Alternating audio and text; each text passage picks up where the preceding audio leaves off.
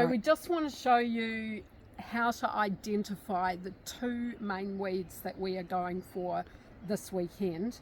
They are Darwin's barberry, which is a little bit like a holly looking thing. It is got quite a waxy leaf on it and it's a little bit spiky, so you will probably want gloves for this one. That is a weeny bit spiky. It's not the most hideously spiky thing, but it is a little bit.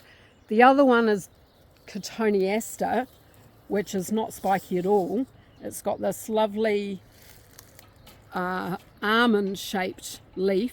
It's a little bit of a duller green, but they're both still quite bright greens. I don't know if I should be talking about the shades of green, but there you go. So these are our two. You're going to have buckets. We're going to make buckets of these. You'll see them in the blue room where you are now. So you can grab a bit of that and stick it in your pocket, and that way you can make sure that you are identifying the plant that you want to cut before you cut it. Because if you look in this big clump of lots of weeds here, lots of cotoneaster and Darwin's barberry, we've also got some really lovely natives. So for example, this here is a New Zealand fuchsia tree.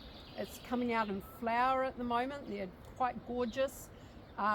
This is something that we don't want to cut. We've obviously got some lovely little ferns down here and jasmine growing and various other things that we are not cutting. So here in Staveley Forest we do have multiple weeds, so if you're a person who knows your weeds, you can pull out the sycamore and Chilean flame creeper and blackberry and other things. But if you're not sure, all you want to concentrate on is these two, and just start with one if you want to.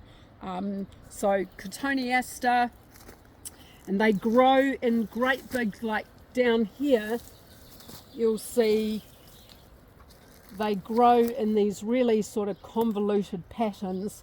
That one's going in way back over there. You'll get used to it when you're in the field. I'll show you how to cut and paste. Here's my Darwin's barberry. I've identified that it is the right thing by sort of shaking it. When I go in to get something, get my glasses on, I know that this is definitely the one. Darwin's barberry is quite yellow on the inside, so cut those and then pretty quickly afterwards paste them. Now that paste is quite runny. That's a good dollop. You're going to hopefully give it a dose that is going to kill it with that. So after that I'm going to actually pull these out. These are no doubt going to be quite hard to get out. Darwin's barberry, well, and cotoneaster, they quite often will sucker like strawberries and go back in and root down back in somewhere else. So because I've cut that, I'll paste it quite quickly. And then I'm going to yank these out if I can.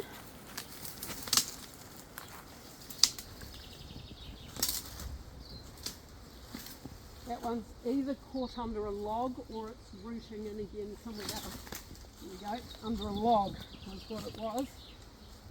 I'm going to pull these out and put them on the pile for chipping.